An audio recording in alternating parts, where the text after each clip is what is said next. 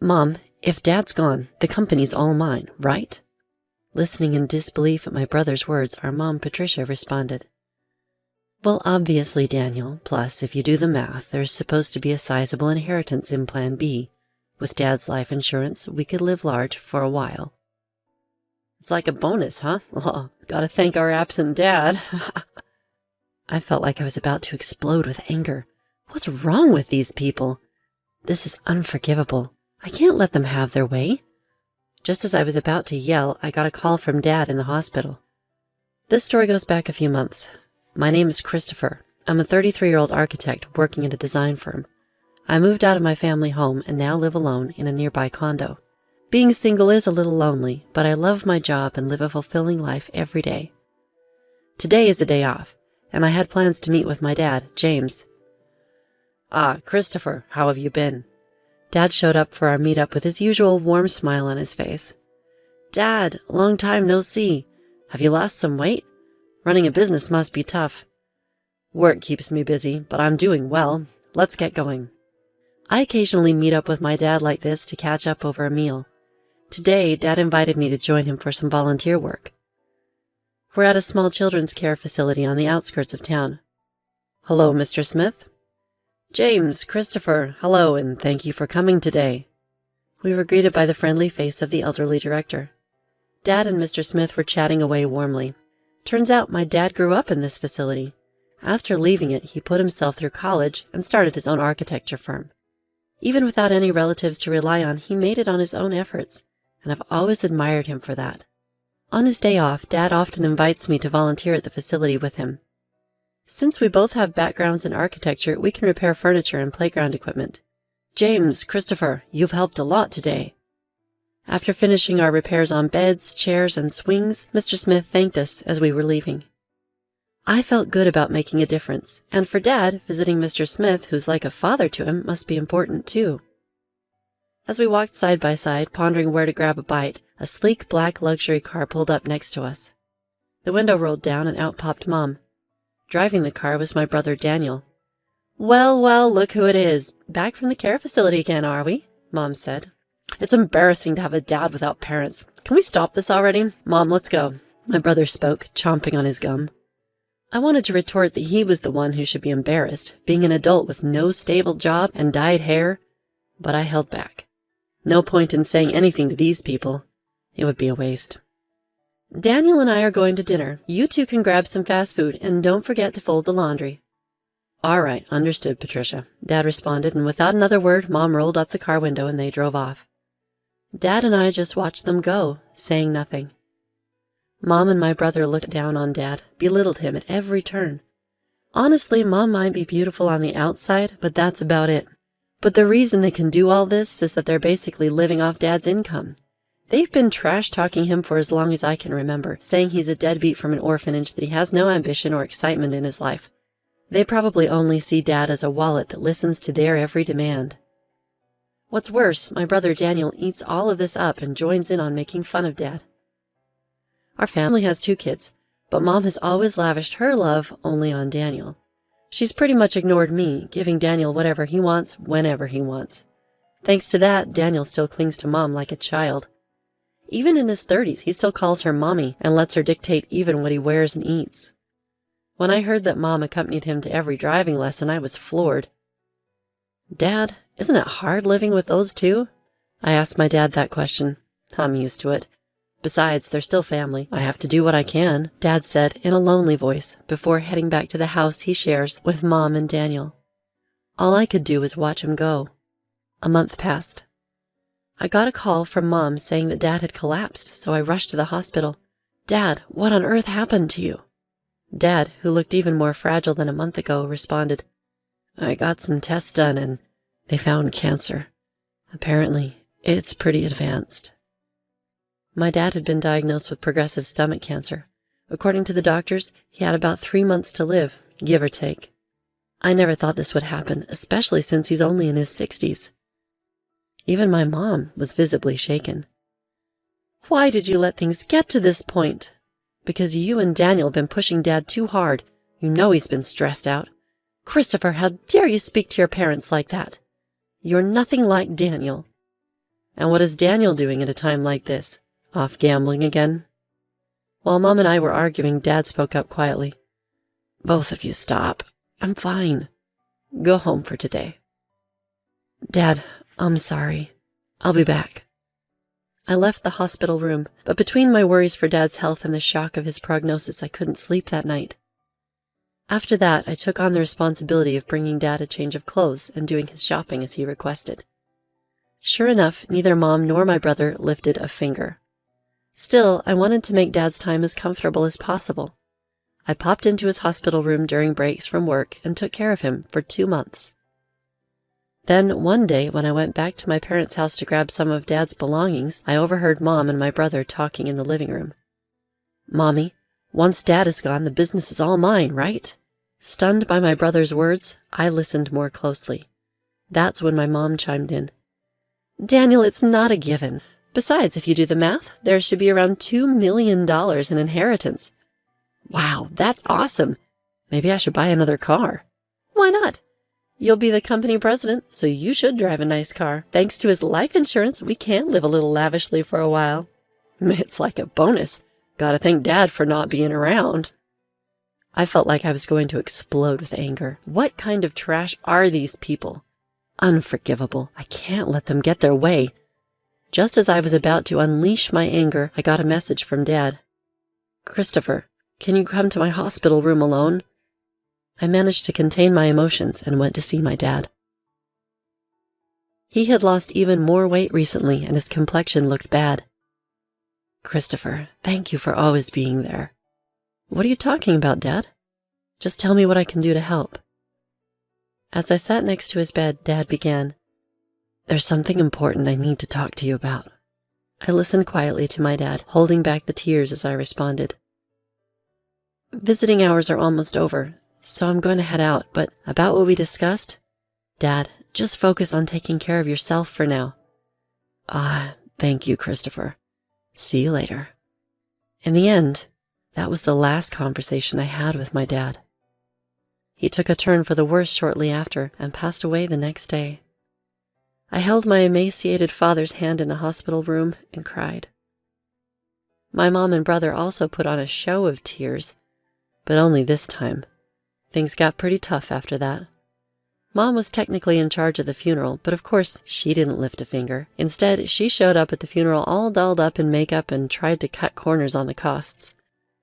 He doesn't even have any relatives. Why not keep it simple? Dad's coworkers and business associates are coming to the funeral. Don't embarrass us with that kind of talk. And today, while getting his necktie tied by Mom, Daniel chimed in. Just do what Mom says. Don't waste money on a dad like that. Daniel, just be quiet. If it's about money, I'll handle it. At least let me give Dad a proper send-off. So I ended up taking charge of the entire funeral. It seemed Dad was well loved by many people. Lots of folks came to pay their respects. That made me really happy. About a week had passed since the funeral ended. That's when Mom spoke up, now that we were a family of 3. Finally got that person out of the picture. Now the $2 million inheritance is all ours, right, Daniel? And Dad's company, too. Man, I'm finally going to be the boss. Listen up, Christopher. You better give up your inheritance, got it? Just after the funeral had ended, they were already talking about this stuff. Annoyed, I replied, Dad had already arranged all the inheritance matters with the lawyer. I have the contact details. What? Why didn't you say that sooner? Call the lawyer right now. That's right, Christopher. Hurry up.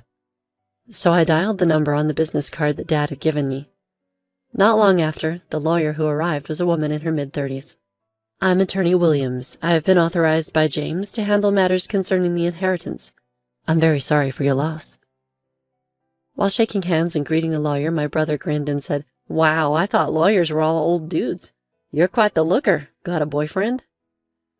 Oh, Daniel, do you like her? Mommy prefers someone younger. Knock it off, both of you. Thank you for coming all this way. Please come in. We ushered Miss Williams into the room and listened to what she had to say. Let me explain. First of all, concerning the company, James had told me before he passed that it would be transferred to an acquaintance's company. I've been proceeding with the paperwork. What? The one who raised his voice was my brother. What does that mean? I was supposed to become the CEO. I've heard nothing of the sort. For the sake of the employees, the company will be merging with a trusted and skilled company that your father was fond of. The other company has already agreed, so there's nothing that can be done. That damn outsider! Damn it! My mom hurriedly chimed in. Daniel, calm down. The inheritance is ours, right? It should be around $2 million, shouldn't it? Ms. Williams answered in a matter-of-fact manner. No, there's nothing like that. The company was not doing as well as you think, and any remaining assets have been used to prepare for the company's transfer. What? What about our money? There should be $2 million coming in, Mommy. What's going on? Patricia has received a substantial life insurance payout. She has left a will expressing the desire to gift that money. What are you talking about? We've already spent that on a new car. Hey, lawyer, Dad had multiple insurance policies, right? What about those other payouts? Regarding life insurance, James had canceled all policies before he passed. All I know is that the money was used up.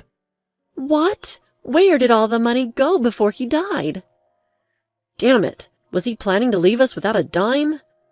I watched Ms. Williams leave as my mom and brother lost their composure. As she left, she said, It's tough, isn't it? All I could do was give her a wry smile in return. I looked up at the night sky, recalling the last conversation I had with my father while walking. Christopher, would you take over the company if I die? There might not be much in assets, but I should be able to leave you at least the insurance money. There should be enough of that. What are you talking about, Dad? You are the only one in the family who was kind to me. I wanted to leave something for you, at least. Dad, I respect you for building the company from scratch with your own hard work. I want to make it on my own, too. I don't need the company or the insurance money. But if there's any inheritance left, I want you to use it as you wish. I'll help in any way I can. Christopher, thank you. Thank you. Walking along, I realized I had arrived at the facility. Despite it being night, Mr. Smith was in the yard. When he saw me, he ran over in tears. Christopher, James passed away so suddenly. He told me not to come to the funeral, but actually... Mr. Smith, my dad was grateful for both you and the facility. I just found out, too. A little while ago, James made a large donation to the facility. A really large one. Now we can buy the things the kids need. We might even be able to renovate. Thank you. But I wish James could have lived. I wish he could have been happy. While comforting a tearful Mr. Smith, I found myself crying too. Looking up at the starry sky, I whispered in my heart, Dad, you did it. You really did it. A few months later, I had occasionally met with lawyer Miss Williams to handle the intricate legalities of transferring the company and settling the estate. This was to be my last meeting with Miss Williams. After expressing my gratitude for her support, Miss Williams offered her condolences once more, comforting me in a considerate manner. As I was seeing off Miss Williams, I thought about how I might never see her beautiful face again. She was such a kind and gracious person. Just then, as I was waving goodbye, a familiar car pulled up beside Miss Williams, and out jumped my brother, wielding a metal bat. Ah! Hey, what the heck are you doing? I yelled and quickly tackled my brother. Shut up! Let go of me! His face turning red as I held him down to the ground, he was struggling. Were you trying to attack Miss Williams? What's going on? What's going on? Because of her, I didn't get the company or the money. It's her fault, damn it. That's ridiculous. This isn't Miss Williams' fault. I had thought he was foolish, but this was beyond anything I'd expected. While shielding a trembling Miss Williams, I called the police. Inside my brother's car, not just a bat, but also a rope and a stun gun were found, clearly weapons. He was swiftly arrested. When our mother found out, she fumed. You'd send Daniel to jail? Your own family? How heartless. I replied calmly. I no longer consider you or him family. My only family was my late dad. I'm cutting ties with the both of you. Mom was still ranting, but I ignored her and cooperated fully with the police investigation. I later found out that my brother had also been repeatedly harassing Ms. Williams online, making vulgar comments and slandering her. Threats had even been made, and the police were in the process of identifying him. My brother was sentenced to jail for his attempted attack on Ms. Williams. She also sued him in civil court for defamation, and he was ordered to pay damages too. Please take every penny he has if that'll make him reflect on his actions. I'm truly sorry for all this. Upon my apology, Miss Williams gave a faint smile and said, "I'll do just that. Thank you for saving me from a dangerous situation. From now on, I hope you at least find happiness, Christopher." Several months later, when spring arrived, I found myself at Sakura Garden. Today wasn't for volunteering, it was a business meeting. Thanks to the funding from my father's donation, the aging facility was planning on a renovation. Mr. Smith had approached me for the architectural design. I initially declined, citing my inexperience, but Mr. Smith was unyielding. "James always proudly said, 'Christopher will become an exceptional architect. He's already surpassed me. We can do this because of James. I'd really like for you to take on this project, Christopher.' With sentiments like that, how could I say no? I wanted to create a wonderful building that brings even a small amount of happiness to the kids and Mr. Smith. I'm sure my dad would have been proud of that. As for my brother, well, he hasn't changed, even after his sentencing. Actually, he's become even more irresponsible. Though he avoided jail due to probation, he still begs our mom for money daily, starts drinking in the afternoon, and gambles away what he borrows. My mom is being pushed around by my brother every day. The large house we lived in, thanks to my dad, along with the car bought with insurance money, were sold to pay for Ms. Williams' compensation and my brother's bail. Now it seems they live together in an old apartment. A friend told me, "She's lost her beauty, looks more like an old woman now." She brought this upon herself, but I hope she at least reflects on how she treated my dad poorly before he passed away and raised my brother to be such a mess. One last thing. I'm going to marry Miss Williams, the lawyer, soon. She told me in confidence that she felt attracted to me after I saved her from my brother's violent behavior. She's a bit on the serious side, but I really love her for her kindness and dependability. From here on, I aim to work hard and be like my dad, building a warm and loving home.